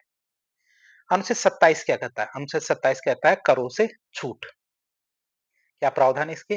तो किसी भी व्यक्ति को किसी धर्म विशेष या धार्मिक संप्रदाय के पोषण मतलब प्रमोशन के लिए टैक्स देने हेतु बाध्य नहीं किया जा सकता कि हमें ये धर्म बढ़ाना है तो इस धर्म को मानने वालों पर ये वाला टैक्स लगाया जाएगा। तो जैसे जजिया कर लगता था पहले, इस तरह का टैक्स अब नहीं लग सकता। लेकिन शुल्क या फीस लगाई जा सकती है। ये अनुच्छेद राज्य को किसी धार्मिक संस्थान या यात्रियों पर शुल्क लगाने से नहीं रोकता। यदि शुल्क का उद्देश्य धार्मिक कार्य के विनियमन और प्रशासन के लिए सेवा प्रदान करना है तो वह नहीं रोकेगा। बाकी टैक्स तो नहीं लग सकता। अनुच्छेद 28 की बात करें वो क्या कहता है कि धार्मिक शिक्षा में उपस्थित ना होने की स्वतंत्रता। कि जैसे जो हमारे कई संप्रदाय होते हैं उसमें कंपलसरी कर देते हैं कि यदि इस संप्रदाय को मानना है तो ये वाली शिक्षा लेनी पड़ेगी, लेकिन ऐसा नहीं हो सकता। यह उन शैक्षणिक संस्थाओं में धार्मिक शिक्षा उपासना में उपस्थित होने से स्वतंत्रता देता है जो राज्य के द्वारा संचालित है। जिसमें हम बात करें किनकी की राज्य निधि से पोषित जो पूर्णतः पोषित संस्थान है, तो ऐसी संस्थाओं में धार्मिक शिक्षा तो बिल्कुल दी ही नहीं जा सकती, जिनमें 100% पैसा कहाँ से आता है? सरकार से आता है, राज्य के द्वारा प्रशासित। किंतु धर्मार्थ स्थापित जो संस्थान है उनकी बात करें तो इन संस्थाओं में भी धार्मिक शिक्षा दी जा सकती है क्या, लेकिन किसी भी व्यक्ति को उसमें उपस्थित होने के लिए बाध्य नहीं किया जा सकता कि राज्य के द्वारा तो प्रशासित है लेकिन धर्मार्थ स्थापित संस्थान है कि उसमें धार्मिक शिक्षा दी तो जा सकती है, लेकिन किसी भी व्यक्ति को क्या उसमें हाजिर होने के लिए बाध्य नहीं किया जा सकता कि आना ही पड़ेगा। फिर निजी और अन्य मान्यता प्राप्त संस्थान की बात करें तो इनमें धार्मिक शिक्षा दी जा सकती है। इसमें क्या उपस्थित होने के लिए माता-पिता और वयस्क छात्र की सहमति होनी ज़रूरी है। ऐसा नहीं है कि ब्रेन वॉश करके पहुँचा दें। फिर आता है हमारा अगला अधिकार आता है सांस्कृतिक और शैक्षणिक अधिकार की बात करें, तो ये अधिकार हमारे भारतीय संविधान के भाग 3 में अनुच्छेद 29 और 30 में अल्पसंख्यकों के हितों की रक्षा के लिए दिया गया है। तो अधिकार की बात करें क्या है? सबसे पहले अल्पसंख्यक शब्द के बारे में देख लेते हैं, माइनॉरिटीज़ क्या होती है? तो भारतीय संविधान धार्मिक अल्पसंख्यक और भाषाई अल्पसंख्यक इनका उल्लेख करता है। लेकिन इन दोनों को ही संविधान में किसी भी तरह से परिभाषित नहीं किया गया है कि धार्मिक अल्पसंख्यक क्या होंगे और भाषाई अल्पसंख्यक क्या होंगे। वैसे देखें तो धार्मिक अल्पसंख्यक क्या होंगे, तो राष्ट्रीय अल्पसंख्यक अधिनियम 1992 के तहत केंद्र सरकार के द्वारा अधिसूचित किया गया है कि वर्तमान में मुस्लिम, सिख, बौद्ध, ईसाई, पारसी और जैन ये क्या होंगे? हमारे धार्मिक अल्पसंख्यक होंगे। ये हमारे राष्ट्रीय अल्पसंख्यक अधिनियम 1992 के तहत केंद्र सरकार को यह अधिकार दिया गया है कि वह अधिसूचित करेंगे कौन अल्पसंख्यक होंगे। वर्तमान में इन 6 धर्मों के लोगों को हमारे अल्पसंख्यक माना गया है। टीएमए पाई फाउंडेशन केस आया था 2002 में। टीएमए पाई फाउंडेशन केस आया था 2002 में, जिसके तहत सर्वोच्च न्यायालय ने कहा था कि अल्पसंख्यक दर्जा का निर्धारण राज्य आधारित होना चाहिए, न कि केंद्र सरकार आधारित। उन्होंने कहा न कि राष्ट्रीय स्तर पर, बल्कि इसे अभी तक पूरी तरह से लागू नहीं किया गया। उन्होंने कहा था कि राज्य स्तर प्रत्येक राज्य के हिसाब से हमारे धार्मिक अल्पसंख्यकों का दर्जा दिया जाना चाहिए, लेकिन ये केंद्र सरकार के द्वारा अभी तक लागू नहीं किया गया है। फिर आता है अनुच्छेद 29 जिसे कहते हैं हितों का संरक्षण। तो ये अनुच्छेद क्या करता है? नागरिकों के एक वर्ग मतलब अल्पसंख्यक और बहुसंख्यक इनके हितों की रक्षा करता है। अनुच्छेद 29 एक क्या कहता है कि भारत के राज्य क्षेत्र के किसी भी भाग में, क्या भारत के राज्य क्षेत्र के किसी भी भाग में निवास करने वाले जो नागरिक है उनको अपनी विशिष्ट संस्कृति, भाषा और लिपि, ध्यान रखना विशिष्ट संस्कृति, भाषा और लिपि इनको बनाए रखने का अधिकार है। अनुच्छेद 29 दो क्या कहता है? राज्य के द्वारा पोषित वित्त जो शिक्षण संस्थान है, जो राज्य के द्वारा पोषित वो राज्य द्वारा वित्त पोषित शिक्षण संस्थान है, उनमें किसी भी नागरिक को केवल धर्म, मूल वंश, जाति या भाषा के आधार पर प्रवेश से वंचित नहीं किया जा सकता। ये कहता है हमारा 29 2। आप इसे याद रखेंगे। राज्य के द्वारा वित्त पोषित जो शिक्षण संस्थान है, उनमें किसी भी नागरिक को केवल धर्म, मूल वंश, जाति या भाषा के आधार पर प्रवेश से वंचित नहीं किया जा सकता। फिर आता है अनुच्छेद 30। अनुच्छेद 30 कहता है शिक्षण संस्थाओं की स्थापना और प्रशासन के बारे में बात करें इनकी, तो विशेष रूप से क्या अल्पसंख्यकों के लिए बनाया गया है। अनुच्छेद 30 एक क्या कहता है कि भाषाई और धार्मिक अल्पसंख्यकों को अपनी रुचि के शिक्षण संस्थाओं की स्थापना और प्रशासन का अधिकार होगा।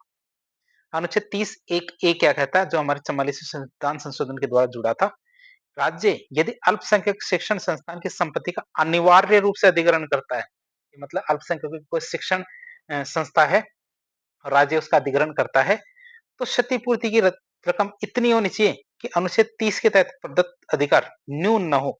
मतलब क्षतिपूर्ति के रूप में जो राशि दी जाएगी वो इतनी तो हो जो हमारे अनुच्छेद 30 के अंतर्गत बताई गई है कि भाई उनका कोई अधिकार छीना जा रहा है, ऐसा ना लगे उनको। वित्तीय सहायता की बात करें तो राज्य वित्तीय सहायता उपलब्ध करवाते समय इन संस्थाओं के साथ किसी भी तरह का भेदभाव नहीं करेगा। अब हम देखेंगे संपत्ति के अधिकार से संबंधित ऐतिहासिक अनुच्छेद और संशोधित की बात करें तो कौन-कौन से बताए गए हैं इसके अंदर? अनुच्छेद 31। क्या अनुच्छेद 31 की बात करें तो अनुच्छेद 31 में संपत्ति का अधिकार दिया गया था, जिसे 44वें संविधान संशोधन 1978 के द्वारा मूल अधिकार से हटा करके भाग 12 में अनुच्छेद 301 के तहत एक संवैधानिक या फिर कानूनी अधिकार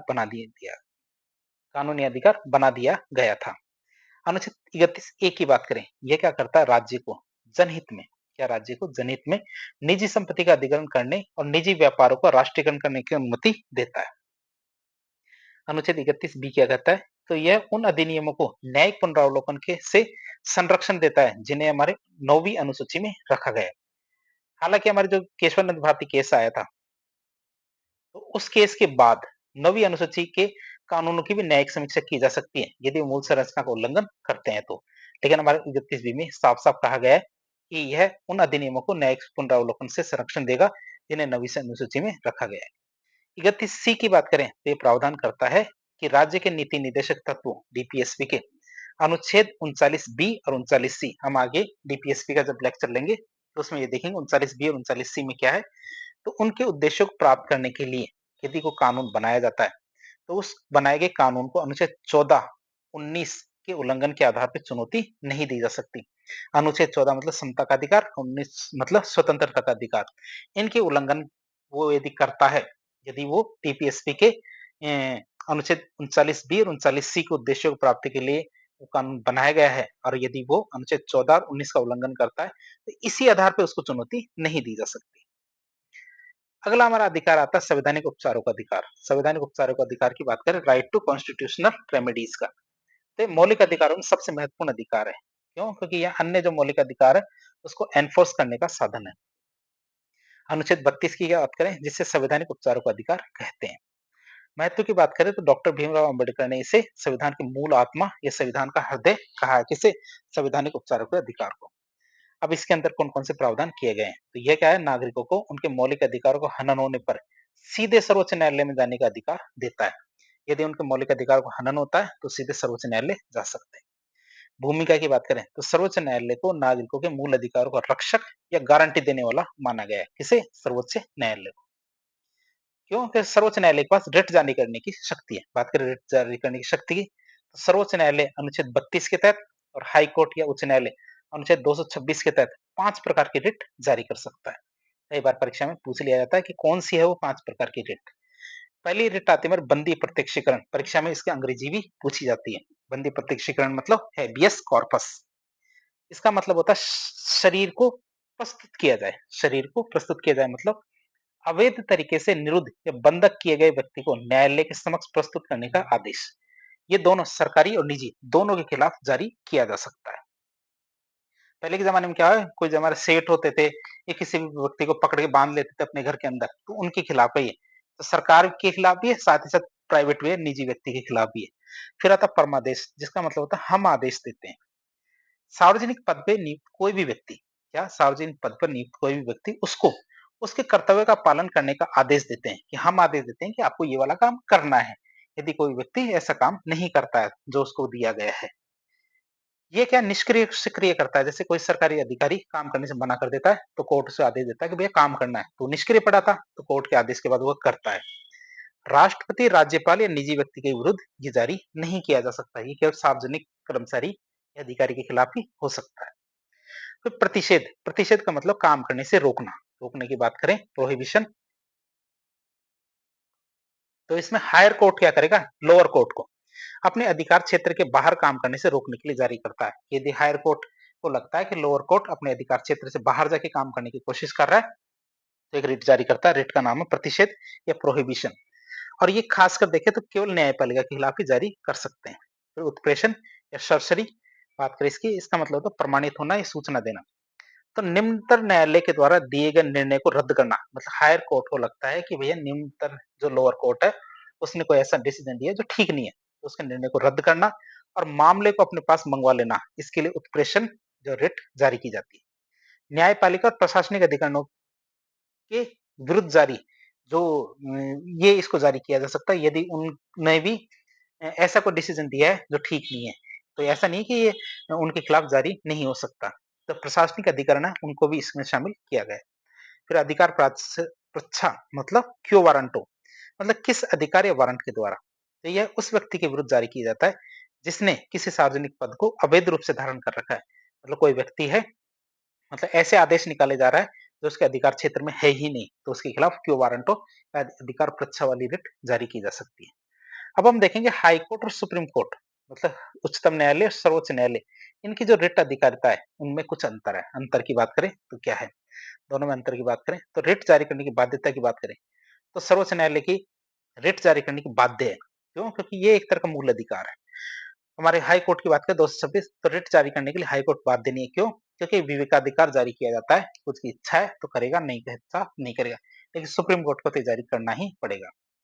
कार्य क्षेत्र की बात करें तो हमारे उच्चतम न्यायालय सुप्रीम कोर्ट केवल मूल अधिकारी को हनन के मामले में ही रिट जारी कर सकता है। सर्वोच्च उच्च न्यायालय की बात करें तो मूल अधिकारियों के साथ साथ अन्य कोई कानूनी अधिकार का मामला है उन मामलों में भी रिट जारी कर सकता है। मतलब हाई कोर्ट के पास सुप्रीम कोर्ट से ज्यादा व्यापक शक्तियां हैं रिट जारी करने के मामले में। आपातकाल की बात करें तो हमारे सुप्रीम कोर्ट राष्ट्रीय आपातकाल के दौरान निलंबित किया जा सकता है। क्या? जो हमारे अनुच्छेद 32 है इसको निलंबित किया जा सकता है। हाई कोर्ट की बात करें तो राष्ट्रीय आपातकाल के दौरान भी इसके पास ये शक्ति बनी रहती है। तो इस तरह से देखें रिट जारी करने में सुप्रीम कोर्ट की शक्तियां थोड़ी सी कम है। तो मौलिक अधिकारों की सीमाओं की बात करें अनुच्छेद 33, 34 और 35, तो ये अनुच्छेद क्या करते हैं मौलिक अधिकारों पर विशेष प्रतिबंधों से संबंधित है। खासकर ये किसके लिए बनाए गए? सुरक्षा बल और आपातकाल के संबंध में बनाए गए। जैसे अनुच्छेद 33 क्या कहता है? जो हमारे सुरक्षा बल है उनके सदस्यों के मूल अधिकारों पर प्रतिबंध लगाए गए हैं। वही बात है कि वो हमारे अधिकारों की रक्षा करते हैं लेकिन हम उनके अधिकारों का हनन करते हैं, मतलब उनके अधिकारों को कम करते हैं। प्रावधान की बात करें तो यह संसद को ये शक्ति देता है कि जो सशस्त्र बल, अर्धसैनिक बल, पुलिस बल, खुफिया एजेंसियां और अन्य है, इनके मूल अधिकारों को सीमित या फिर समाप्त करने के लिए कानून बनाया जा सकता है। उद्देश्य क्या है इसका? इन बलों में अनुशासन सुनिश्चित करने और उनके कर्तव्य को उचित निर्वहन करने के लिए इनको बनाया गया है। इन बलों के सदस्यों को सामान्य नागरिकों के समान अभिव्यक्ति की स्वतंत्रता और संगठन बनाने का अधिकार प्राप्त नहीं है। ये हमारा अनुच्छेद 33 में दिया गया है। अनुच्छेद 34 की बात करें, 34 क्या कहता है? सैन्य विधि या मार्शल लॉ के खिलाफ प्रतिबंध। प्रावधान क्या है? यह संसद को किसी भी क्षेत्र में सैन्य विधि या मार्शल लॉ लागू होने के दौरान मौलिक अधिकारों पर प्रतिबंध लगाने की शक्ति देता है कि उन क्षेत्रों में जिनमें जो हमारे सैन्य विधि या मार्शल लॉ लागू है वहां पे मूल अधिकार लागू नहीं होंगे, ऐसी शक्ति मिलती है संसद को अनुच्छेद 34 में। जिसका अर्थ क्या है? जब किसी क्षेत्र में मार्शल लॉ लागू होता है तो संसद वहां व्यवस्था बहाल करने के लिए किसी भी व्यक्ति के द्वारा किए गए कार्य मतलब दंड, दंडादेश, संपत्ति की जब्ती, इन सबको वैध करने के लिए कानून बना सकती है। परिभाषा की बात करें तो भारतीय संविधान में सैन्य विधि या मार्शल लॉ को कोई परिभाषित नहीं किया गया, मतलब बताया नहीं गया कि ये क्या है और क्यों लगाया जाता है, सरकार पर निर्भर करता है। फिर आता है अनुच्छेद 35, तो विधान बनाने की शक्ति, ये कानून बनाने की शक्ति दी गई अनुच्छेद 35 में। प्रावधान की बात करें, क्या है प्रावधान? तो ये स्पष्ट करता है कि भाग 3 मतलब मौलिक अधिकारों को कुछ प्रावधान को प्रभावी बनाने के लिए कानून बनाने की शक्ति केवल संसद के पास है, राज्य विधानमंडलों के पास नहीं है। ये मूल अधिकारों को लागू करने के लिए यदि कोई कानून बनाएगा तो वो केवल संसद बनाएगी, राज्य विधानमंडल नहीं। कौन-कौन से अधिकार की बात करें तो संसद उन्हीं मूल अधिकारों में कटौती कर सकती है या उन्हें प्रभावी बना सकती है जिनका प्रावधान है, जैसे अनुच्छेद 33 और 34, और किसी में नहीं। एक हमारा अनुच्छेद था अनुच्छेद 35 ए, उसकी बात करें तो हमारे केवल जम्मू कश्मीर के लिए बनाया गया था। तो जम्मू कश्मीर के लिए विशेष प्रावधान किया गया था उसे, लेकिन उसे निरस्त कर दिया गया। इतिहास की बात करें तो यह अनुच्छेद हमारे 1954 में राष्ट्रपति के आदेश पर संविधान में जोड़ा गया था। प्रावधान क्या था? ये जम्मू कश्मीर के राज्य विधानमंडल को स्थायी निवासियों को परिभाषित करने और उन्हें कुछ विशेष अधिकार और विशेषाधिकार प्रदान करने की शक्ति देता था। जैसे राज्य सरकार की नौकरियों में केवल आवेदन उस समय हमारे जम्मू कश्मीर के लोग ही कर सकते थे, अब तो कोई भी कर सकता है। राज्य में अचल संपत्ति खरीदने का अधिकार भी पहले जम्मू कश्मीर के लोगों को था, अब कोई भी खरीद सकता है। निरस्त्रीकरण की बात करें तो 2019 में राष्ट्रपति के आदेश के द्वारा इस अनुच्छेद को भारत के संविधान से हटा दिया गया है। अब बात करें भारतीय जो मौलिक अधिकार है, मूल अधिकार, इनका वर्गीकरण निलंबन की बात करें तो केवल भारतीय नागरिकों को प्राप्त मूल अधिकार की बात करें वो कौन-कौन से हैं? ऐसे मूल अधिकार जो गैर नागरिकों को प्राप्त नहीं है। तो कुछ मौलिक अधिकार केवल भारतीय नागरिकों को प्राप्त है। वो कौन-कौन से? अनुच्छेद 15 मतलब धर्म, मूल वंश, जाति आदि के आधार पर विभेद का प्रतिबंध, ये प्रतिषेध, अनुच्छेद 15, अनुच्छेद 16 लोक नियोजन में अवसर की समता, अनुच्छेद 19 स्वतंत्रता के 6 अधिकार, वाक और अभिव्यक्ति की स्वतंत्रता, सम्मेलन, भ्रमण, निवास, ये वाले अधिकार, अनुच्छेद 29 मतलब अल्पसंख्यकों के हितों का संरक्षण, भाषा, लिपि, संस्कृति वाले, अनुच्छेद 30 शिक्षण संस्थाओं की स्थापना और प्रशासन का अधिकार। तो ये हमारे कुछ अधिकार है, 5 अधिकार, मूल अधिकार जो केवल भारतीय को मिले हुए हैं और किसी को नहीं। अनुच्छेद 15, 16, 19, 29, 30 आप याद रखना 15, 16, 19, 29, 30 15, 16, 19, 29, 30 ये केवल भारतीय को प्राप्त है, विदेशियों को नहीं। अब बात करेंगे आपातकाल के दौरान मूल अधिकार को निलंबन किया जा सकता है, उन्हें घटाया जा सकता है। तो ऐसे कौन-कौन से मूल अधिकार है जो आपातकाल के दौरान घट सकते हैं? तो राष्ट्रीय आपातकाल मतलब अनुच्छेद 352 के दौरान मौलिक अधिकारों को निलंबन किया जा सकता है। और वो भी कौन से? 2 अनुच्छेद है, वो कौन-कौन से? सबसे पहले अनुच्छेद 358 और 359 दोनों की बात करें, निलंबित कौन-कौन से अधिकार होंगे? तो 358 के तहत क्या दिया गया है कि अनुच्छेद 19 में उल्लेखित 6 तरह की स्वतंत्रताएं अपने आप ही निलंबित हो जाती है यदि राष्ट्रीय आपातकाल होगा तो, अनुच्छेद 358 के तहत। और आधार क्या होगा इसका? हमारे निलंबन केवल युद्ध या फिर बाहरी आक्रमण के आधार पर ही ये जो राष्ट्रीय आपातकाल लागू होता है, तभी हमारे अनुच्छेद 19 में जो 6 स्वतंत्रताएं दी गई है, उनको निलंबित किया जा सकता है। अनुच्छेद 359 की बात करें तो राष्ट्रपति आदेश के द्वारा अन्य जो मौलिक अधिकार है उनको निलंबित कर सकता है जिनका उल्लेख आदेश में किया गया है। निलंबन किसी भी आधार पे हो सकता है, युद्ध हो सकता है, बाहरी आक्रमण, सशस्त्र विरोध किसी भी आधार पे हो सकता है। तो हमारे ये राष्ट्रपति अन्य जो अनुच्छेद 358 के तहत तो केवल 19 वाला और 359 के तहत किसी और मूल अधिकार को भी हटाना है वो भी हट जाएगा। लेकिन 44वां संविधान संशोधन हमारे 1978 आया, वो क्या कहता है? इस संशोधन ने आपातकाल के दौरान अधिकारों को दुरुपयोग को रोकने के लिए बहुत सारे बदलाव किए। कौन-कौन से की बात करें? तो अनुच्छेद 19 का निलंबन। अनुच्छेद का 19 का केवल तभी निलंबित होगा जब आपातकाल का आधार युद्ध या फिर बाहरी आक्रमण हो, न कि कोई सशस्त्र विद्रोह।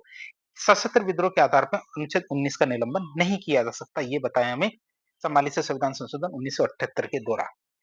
फिर अनुच्छेद 20 और 21 के संरक्षण की बात करें तो अनुच्छेद 20 मतलब अपराधों के लिए दोष सिद्धि के संरक्षण और अनुच्छेद 21 मतलब प्राण और दैहिक स्वतंत्रता। इन दोनों अनुच्छेदों को किसी भी परिस्थिति में निलंबित नहीं किया जा सकता। अनुच्छेद 20 और अनुच्छेद 21 ये 2 हमारे अनुच्छेद है, ये मतलब मूल अधिकार है।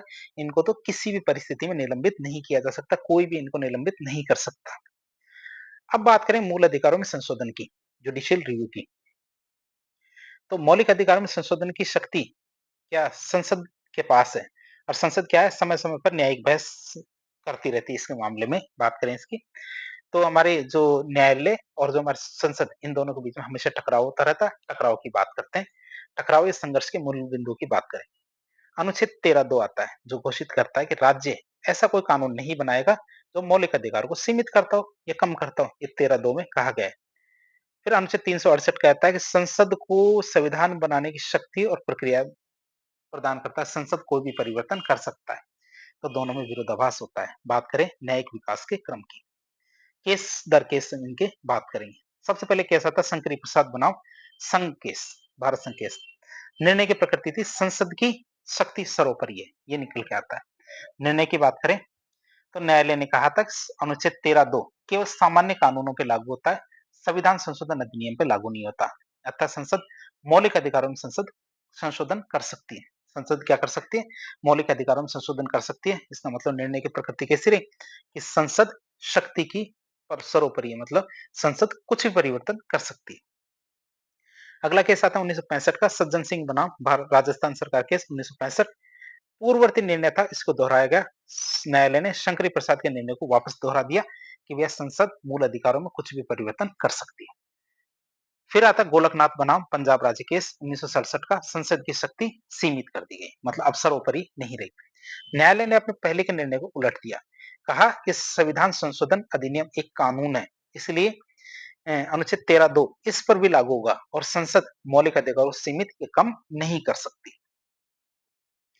फिर बात करें संसदीय प्रक्रिया, प्रतिक्रिया मतलब संसद ने कौन सी प्रतिक्रिया दी और न्यायिक पुनः समीक्षा की बात करें। संविधान के अंदर हमारे 24वां संविधान संशोधन 1971 किया जाता है। उद्देश्य क्या था? गोलकनाथ निर्णय को पलटना। प्रावधान क्या-क्या किए गए? अनुच्छेद 13(4) और 368(3) दोनों अनुच्छेद जोड़े गए और इनके माध्यम से घोषणा की गई कि अनुच्छेद 13(2) अनुच्छेद 368 के तहत किए गए संशोधनों पर लागू नहीं होगा। मतलब दोनों अलग-अलग है। यदि 368 के तहत संविधान में किसी प्रकार का कोई संशोधन किया जाता है, तो इस संशोधन को 13(2) के अनुसार नहीं माना जाएगा। और राष्ट्रपति संविधान संशोधन विधेयक पर अनुमति या सहमति देने के लिए बाध्य है। राष्ट्रपति भी इसको रोक नहीं सकता। 25वां संविधान संशोधन 1971 की बात करें, ये क्या कहता है? वहाँ डीपीएसपी को मौलिक अधिकारों पर ज्यादा प्राथमिकता देना। प्रावधान की बात करें तो अनुच्छेद 31C जोड़ा गया, जिसका उल्लेख पहले कर दिया गया, हमने बताया था 31C। तो अनुच्छेद 39B और 39C जो टीपीएसपी के अंतर्गत आते हैं, इनको लागू करने वाले कानूनों को अनुच्छेद 14 1931 के उल्लंघन के आधार पे कोई भी कोर्ट के अंदर चुनौती नहीं देगा। यदि उनके नागरिक के 14 1931 का उल्लंघन होता है, तो इसी आधार पे हमारे कोर्ट के अंदर चैलेंज नहीं किया जाएगा। अगला केस आता है हमारे केशवानंद भारती बनाम केरल राज्य केस। ये हमारे 1973 में आता है। जिस केस के दौरान क्या है, हमारे बुनियादी ढांचा सिद्धांत सबके सामने आता है। महत्व देखें इस केस की, तो यह भारत के संवैधानिक इतिहास में सबसे महत्वपूर्ण निर्णय साबित होता है। निर्णय की बात करें, 13 जज बैठे थे इसमें, जिसमें 13 जजों की पीठ बैठती है और 7-6 के बहुमत से इसमें निर्णय दिया गया। क्या निर्णय था? संसद की संशोधन की शक्ति। तो 24वें संविधान संशोधन को वैधानिक ठहराया गया। संसद को मौलिक अधिकारों के सहित संविधान के किसी भी भाग में संशोधन करने की शक्ति दी गई। इसके तहत क्या? संसद मौलिक अधिकारों में परिवर्तन कर सकती है, प्रस्तावना में भी कर सकती है, मतलब संविधान के किसी भी भाग में कोई भी परिवर्तन कर सकती है। लेकिन एक नया सिद्धांत सामने आता है, बुनियादी ढांचा सिद्धांत, बेसिक स्ट्रक्चर डॉक्ट्राइन आती है। संसद को संशोधन शक्ति संसद की जो संशोधन शक्ति है, ये असीमित नहीं है। संसद संविधान के मूल ढांचे या बुनियादी ढांचे या बुनियादी विशेषताओं को बदल भी नहीं सकती, ना ही नष्ट कर सकती है। ये हमारे मूल ढांचा सिद्धांत सामने आता है। न्यायिक पुनरावलोकन की बात करें तो 25वें संविधान संशोधन के दूसरे भाग, जिसमें और विधि को न्यायालय के द्वारा चुनौती न दिए जाने की बात की गई थी, उस बात को असंवैधानिक ठहराया गया। क्यों? क्योंकि न्यायिक पुनरावलोकन स्वयं संविधान का बुनियादी ढांचा है, तो इसको कैंसिल कर दिया गया। फिर आता है 1976 में हमारे 42वां संविधान संशोधन, जिसका उद्देश्य क्या था? केशवानंद भारती के निर्णय को प्रभाव को सीमित करने का प्रयास करना। प्रावधान क्या था? अनुच्छेद 31C का विस्तार किया गया, जिसमें कहा गया कि सभी नीति निर्देशक तत्वों को लागू करने के लिए यदि कोई कानून बनाया जाता है, क्या कोई भी हमारे जो नीति निर्देशक तत्व है, तो सारे के सारे नीति निर्देशक तत्वों को लागू करने के लिए यदि कोई कानून बनाया जाता है, तो अनुच्छेद 14 19 और 31 के उल्लंघन के आधार पर उनको चुनौती नहीं दी जाएगी। अगला केस आता है हमारा कौन सा? मिनर्वा मिल्स बनाम भारत संघ केस 1980। वो क्या कहते हैं? सर्वोच्च न्यायालय ने 42वें संविधान संशोधन के द्वारा 31C का जो विस्तार किया गया था, उसको कर दिया गया असंवैधानिक घोषित। बात करें सिद्धांत की, तो न्यायालय ने यह भी माना कि मौलिक अधिकार और डीपीएसपी क्या एक दूसरे के पूरक है, मतलब मानव कल्याण के समान उद्देश्य रखते हैं। डीपीएसपी को लागू करने के लिए मौलिक अधिकार मतलब विशेषकर देखें तो 14 और 19 का हनन नहीं किया जा सकता, यदि ऐसा हो रहा हो तो। संवैधानिक संतुलन की बात करें तो संविधान की मूल संरचना मौलिक अधिकारों डीपीएसपी के बीच के संतुलन पे आधारित है। तो ये हमने संविधान के अंदर 13(2) और 368 इनके बीच के टकराव के बारे में देखा। अब हम देखेंगे जो मूल अधिकारों की आलोचना की गई है, उसके बारे में देखें क्या आलोचना है। तो मूल अधिकारों को उनकी व्यापक सीमाओं और अस्पष्टता के लिए आलोचना का सामना करना पड़ा है। कौन कौन सी? पहली आती व्यापक सीमाएं। ये अधिकार क्या? असंख्य अपवादों, प्रतिबंधों और व्याख्याओं के अधीन है। आलोचक क्या? जसपत राय कपूर ने तो यहाँ तक कहा है, इस भाग को जो मूल अधिकार की सीमाएं कहा जा सकता, न कि मूल अधिकार कहा जाए। फिर सामाजिक और आर्थिक सरकारों का भाव की बात करें तो ये सूची व्यापक नहीं है। जो हमारे मूल अधिकार की सूची है, ये सूची क्या व्यापक नहीं है। इसमें हमारे सामाजिक सुरक्षा, काम का अधिकार, रोजगार का अधिकार जैसे जो महत्वपूर्ण आर्थिक और सामाजिक अधिकार, उनको तो शामिल किया ही नहीं गया, जो हमारे उन्नत लोकतांत्रिक और समाजवादी देशों को आज भी प्राप्त है। फिर अस्पष्टता का अभाव, मतलब लोक व्यवस्था, अल्पसंख्यक, उचित प्रतिबंध, सार्वजनिक हित जैसे जो भारी भारी शब्द है, इनकी कहीं भी व्याख्या नहीं की गई है। सर आइवर जेनिंग्स ने तो भारतीय संविधान को वकीलों के लिए स्वर्ग की संज्ञा दी है। क्यों? क्योंकि इन शब्दों की व्याख्या कौन करते हैं? वकील करते हैं और उनको मोटा पैसा मिलता है इसके लिए। फिर स्थायित्व का अभाव, तो ये अलंघनीय और अपरिवर्तनीय नहीं है, मतलब इनको टाला या काटा नहीं जा सकता, ऐसा नहीं है। संसद इनमें कटौती या फिर इन्हें समाप्त कर सकती है। 1978 में संपत्ति का अधिकार समाप्त कर दिया, जैसे कि फिर आपातकाल के दौरान स्थगन, तो राष्ट्रीय आपातकाल के समय अनुच्छेद 20 और 21 को छोड़ के इनका क्रियान्वयन स्थगित हो जाता है, जो हमारे लोकतांत्रिक व्यवस्था की जड़ों को दुर्बल करता है कि वे जब जरूरत है तभी इनका निलंबित किया जाता है। फिर महंगा उपचार, न्यायिक प्रक्रिया आम आदमी के लिए खर्चीली है, इसलिए आलोचक कहते हैं अधिकार सुविधा मूलतः धनाढ्य लोगों के लिए है। क्या ये जो मूल अधिकार प्राप्त करने की सुविधा क्या अमीर लोगों के लिए? क्यों? गरीब लोग तो मूल अधिकार ले ही नहीं पाते। फिर निवारक निरोध, प्रिवेंटिव डिटेंशन की बात करें तो अनुच्छेद 22 में निवारक निरोध का उपबंध व्यक्तिगत स्वतंत्रता को नकारता है, राज्य को मनमानी करने की शक्ति भी देता है। फिर प्रतिमान दर्शन की बात करें तो सर आइवर जेनिंग्स के अनुसार मूल अधिकार को किसी प्रतिमान दर्शन या मॉडल फिलोसफी के आधार पर घोषित नहीं किया गया। अब ऐसा नहीं कि मूल अधिकार बिल्कुल फर्जी है, इनका भी कुछ महत्व है। महत्व की बात करें तो मूल अधिकार का महत्व क्या है?